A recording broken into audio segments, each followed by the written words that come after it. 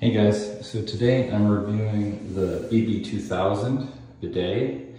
It's a topper that goes on pretty much any standard toilet. What we have here is a Toto that my condo came with. I wanted something nice for the guest bedroom, so I chose this unit. It has a cool blue LED light, so it's like a nice night light built in. As you can see, if I turn up the lights, you can always find it in the dark. If you open it up, it looks pretty good. I'll actually turn the lights more. And as you can see, what is something to note is I had a non-standard Toto toilet, so it was a little interesting to put on. It still only took about 30 minutes to hook up the whole thing. It has a nice lid that comes down, it's automatic. The seat heats up.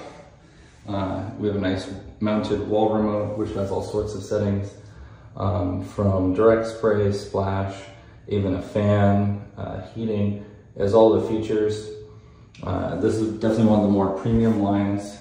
Everyone who comes over, I live in the US, so people are pretty impressed when they see a bidet.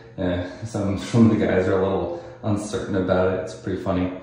As you can see, when you hook up, you set up the water unit. That one's pretty easy to connect the water to it.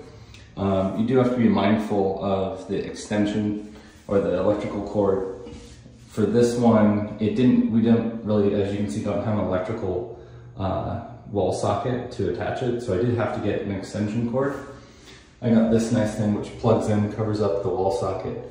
I still have to manage the cable, so I will be kind of routing it all along the countertop and then down.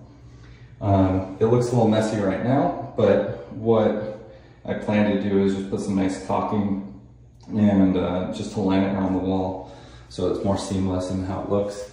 But just something to be mindful of when you buy this unit.